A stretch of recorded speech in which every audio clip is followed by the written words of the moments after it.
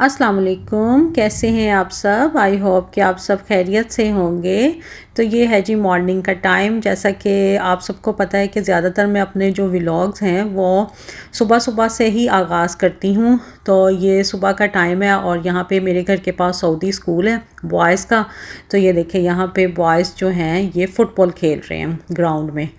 तो मैंने कहा चले मैं आपको दिखाती हूँ कि यहाँ के स्कूलों में वो स्पोर्ट्स की एक्टिविटीज़, क्योंकि मौसम अच्छा है ना, तो इस वजह से ये आउटडोर भी एक्टिविटीज़ करवाते हैं आजकल मोस्टली। जैसे मेरे बच्चों के भी स्कूल में आजकल स्पोर्ट्स डे वगैरह चल रहे हैं, तो क्यों अच्छे मौसम में ये करवाते हैं। तो यहाँ पे हो रहा है, क्योंकि गर्मी में तो यहाँ पे आप बाहर ग्राउंड में आउटडोर के बारे में कुछ सोच ही नहीं सकते। इतनी शदीद तरीन गर्मी होती है, 50+ तक तो टेम्परेचर जाता है, तो कौन जाएगा। तो जी यहाँ पे फिर मैं आई थी बाहर थोड़ी देर। जैसे कि मेरी आदत है, मैं सुबह उठती हूँ तो फ्रेश होने के बाद मैं थोड़ी देर के लिए बाहर बैठती हूँ और थोड़ा सा मौसम इंजॉय करती हूँ। और ये सामने सऊदी फ्लैग था, उसको थोड़ा सा मैं दिखाया था। यहाँ सामने, यहाँ हमारे घर के पास सब ये इनकी बिल्डिंग्स हैं ना, गवर्नमेंट की बिल्डिंग्स हैं इनकी, तो इस वजह से यहाँ पे इस तरह ये फ्लैग वगैरह उसके ऊपर लगाए होते हैं। तो जी अब धूप काफ़ी तेज़ थी, तो थोड़ी देर फिर मैं धूप में बैठी थी और फिर मैंने अपने लिए ब्रेकफास्ट बनाया था और मैं अब ब्रेकफास्ट करने लगी हूँ। ब्रेकफास्ट वगैरह करने के बाद फिर बच्चों को उठाया था, उनको ब्रेकफास्ट दिया था और फिर मैं चली गई थी बाज़ार। यहाँ नीचे मार्केट जो है, तो वहाँ से फिर मैं सब्ज़ियाँ लेके आई थी और जो दूसरी थोड़ा घर की चीज़ें वगैरह चाहिए थी तो वो मैं यहाँ पे लेके आई थी। और ये फ्रूट्स भी हैं, तो ये मैं अब निकालूंगी, क्योंकि फिर मेरी कोशिश होती है कि बच्चों के स्कूल जाने से पहले हों, तो फिर बच्चे बाद में चले जाते हैं जो मुझे ज़रूरत की चीज़ें चाहिए। तो ये स्ट्रॉबेरीज़ भी बड़ी अच्छी आई हुई थी। वैसे तो हम इतने शौक़ से नहीं खाते हैं, लेकिन अब बच्चों को कभी शौक़ होता है या इसका शेक बना लें। तो ये स्ट्रॉबेरीज़ थी तो अच्छी थी, तो फिर ये मैंने स्ट्रॉबेरीज़ ले ली थी और साथ में कुछ और फ्रूट्स लिया था। और ये कैरेट्स थी, ये कैरेट्स ली थी मैंने। तो जी जो अच्छी सब्जियां थी, फ्रेश थी, वो फिर मैं ले आई थी। ये तो थोड़े से लेमन लेके आई थी, क्योंकि लेमन जो मुझे चाहिए थे वो वाले नहीं थे, तो इसलिए फिर मैंने थोड़े से ही लिए थे। और ये जो सबसे मज़े की चीज़ मैं आपको दिखाती हूँ ना, ये जो मैं लेके आई हूँ, ये मैं लेके आई हूँ सरसों का साग। हाँ, तो इसके पास आया हुआ था और थोड़ा सा ही मिला था, तो मैंने कहा चलो, और अच्छा था, फ्रेश था, ज़्यादा उस तरह का नहीं था मुरझाया हुआ, तो मुझे बड़ा अच्छा फ्रेश सा लगा था। तो ये देखिए इसकी गंदलें, और ये है सरसों का साग। ये मुझे बड़ा बहुत अच्छा और मुझे फ़्रेश मिल गया था, तो मैंने कहा चले ये ले लेती हूँ। थोड़ा सा था लेकिन इतना ही बहुत था, क्योंकि मेरे घर में हस्बैंड तो इतने शौक़ से खाते भी नहीं, उनको इतना शौक़ नहीं होता है इसका। तो मैंने कहा चलो एक टाइम के लिए बहुत हो जाएगा और मैं ही खाऊँगी, तो मुझे ज़रा शौक़ होता है मौसमी चीज़ों का कि मौसम के लिहाज से हमें सब्ज़ी मिले तो फिर हम बड़े खुश होते हैं। लेकिन हस्बैंड को खैर इतना पसंद नहीं है, तो इतना ही बहुत था हमारे लिए। बच्चे भी इतने आप कहाँ शौक़ से खाते हैं, क्योंकि उनको वैसे भी पता भी नहीं है इसका कि सरसों का साग क्या है। तो जी ये मैं वेजिटेबल और थोड़ा सा फ्रूट्स लेके आई थी। और अब बच्चे स्कूल जा रहे हैं, तो अब उनके लिए मैं यहाँ पर लंच रेडी कर रही हूँ। तो यहाँ पे अब बच्चों को रेडी करके लंच वगैरह उनका, तो मैंने उनको भेज दिया था स्कूल। और स्कूल उनके जाने के बाद फिर जो मैं लेके आई थी साग और पालक और इस तरह से चीज़ें, ये सब मैंने इनको काटा था और काट के फिर अच्छी तरह वॉश करके, तो मैंने फिर साग को रख दिया था चूल्हे पे पकने के लिए, क्योंकि इसको पकने में काफ़ी टाइम ये लेता है, तो इस वजह से मैं प्रेशर कुकर में बनाऊँगी। तो साग मैंने धो के मैंने इसमें डाल दिया है और अब ये पकेगा। बस थोड़ा सा इसमें पानी ऐड करूँगी, क्योंकि प्रेशर कुकर है तो इसमें इतना पानी नहीं डालना। अगर आपने वैसे इसको पकाना है विदाउट प्रेशर कुकर, तो फिर आप इसमें पानी डाल दें। लेकिन क्योंकि मेरा 2 किलो साग है, तो ये 2 किलो साग है जी, तो बस इसमें मैं थोड़ा सा पानी डालूँगी और इसको प्रेशर कुकर में पकाऊँगी। और ये सरसों का साग है।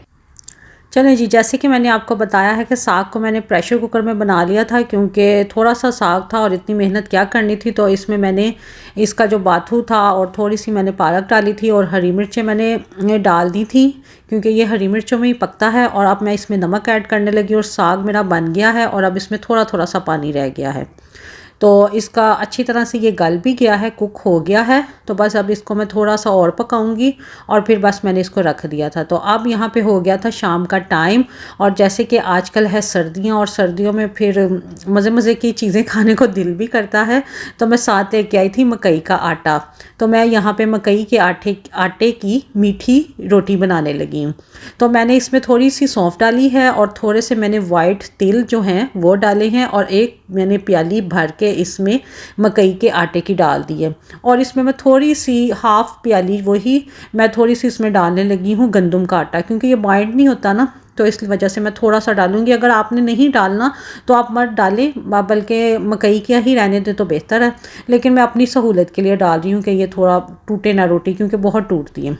तो जी यहाँ पे मैंने एक डली जो थी वो गुड़ की ली थी और उसको मैंने पानी डाल के तो इसका मैंने शीरा बना लिया था। तो अब इसको पहले ठंडा कर लें, गरम इतना ऐड नहीं करना, थोड़ा सा हल्का सा गरम हो तो खैर है, लेकिन ज़्यादा नहीं कि जिससे अब हाथ जलना शुरू हो जाए। तो ये मैंने इसका शीरा बना लिया था गुड़ का, जितना कि आपने मीठा रखना है। मैंने तो एक ली थी डली।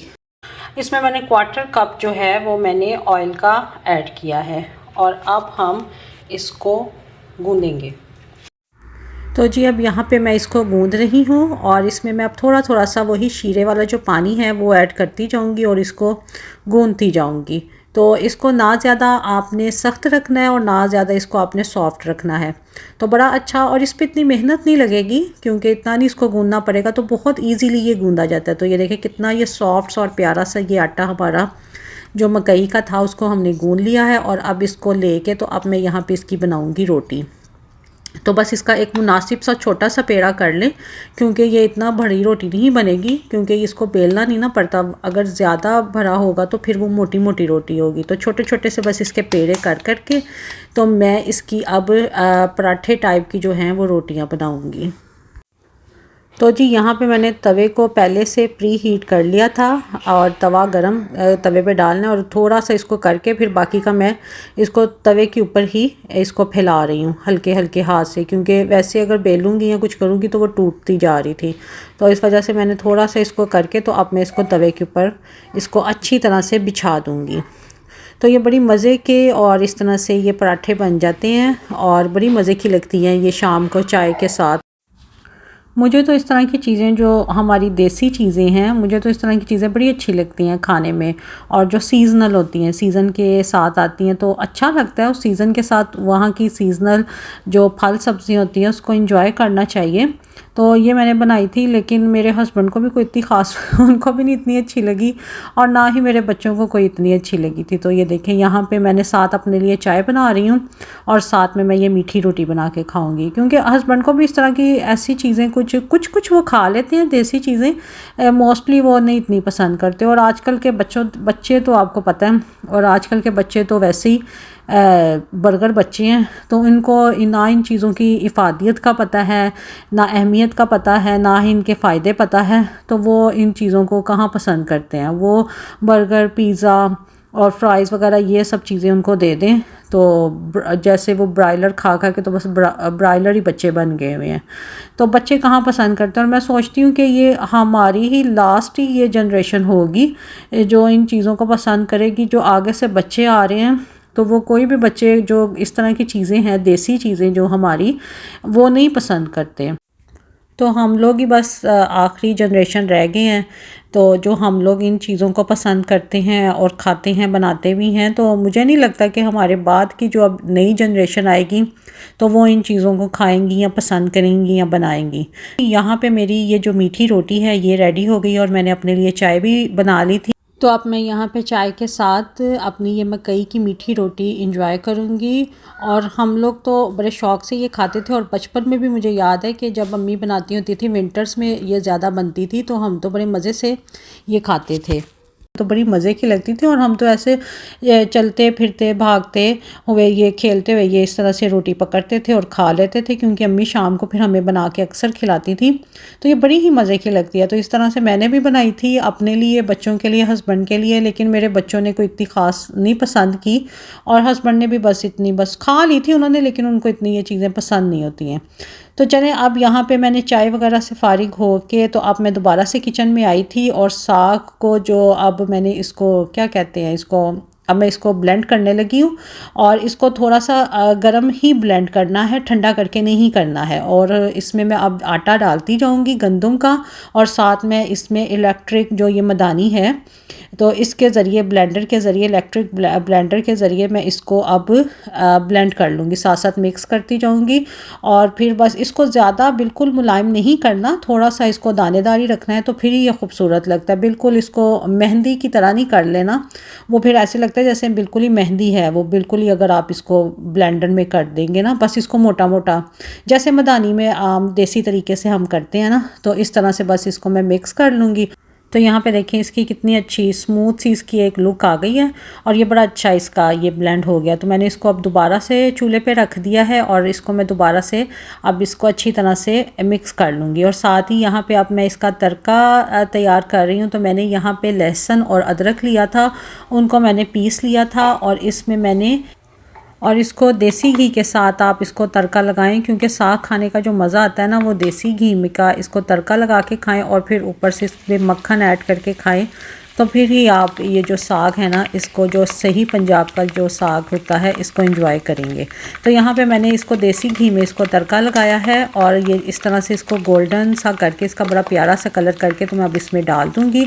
और ये मेरे जो सरसों के साग को ना मैंने तड़का लगा दिया, तो ये बड़ा ही मज़े की एक खुशबू आती है उस टाइम घर में, और वैसे भी खाने में भी ये बड़ा ही मज़े का और टेस्टी ये साग बना था। तो इसमें तड़का डाल के तो इसको अच्छी तरह से अब मैंने मिक्स कर लिया था और फिर इसके साथ मैंने बनाई थी रोटी। तो फिर हमने इसको रोटी के साथ खाया था और यकीन माने बहुत ही, मुझे तो बड़ा मज़े का लगा था और मैंने तो बहुत इंजॉय किया था। हस्बैंड ने बच्चों ने भी खा लिया था, लेकिन मैंने बताया ना जैसे इन सबको इतना कोई ख़ास पसंद नहीं होता, लेकिन मुझे तो सीज़न जैसे सर्दियाँ आती हैं तो मुझे तो अच्छा लगता है साग। तो जी यहाँ पे ये देखिए कितनी प्यारी इसकी लुक आ गई और यहाँ पे हमने खाया था और फिर हमने ऊपर थोड़ा सा मक्खन भी इसमें ऐड करके इसको खाया था, तो बड़ा ही ये मज़े का लगा था। क्योंकि ये साग की यही तो स्पेशलिटी होती है ना, मक्खन, घी और मकई और सरसों का साग, तो इन्हीं चीज़ों में ये अच्छा लगता है जो इनकी चीज़ें एक जिसके साथ ये बनते हैं। तो चलें जी, बस यही तक था मेरा आज का व्लॉग। मिलते हैं आपसे नेक्स्ट व्लॉग में, तब तक के लिए अल्लाह हाफिज़, बाय बाय।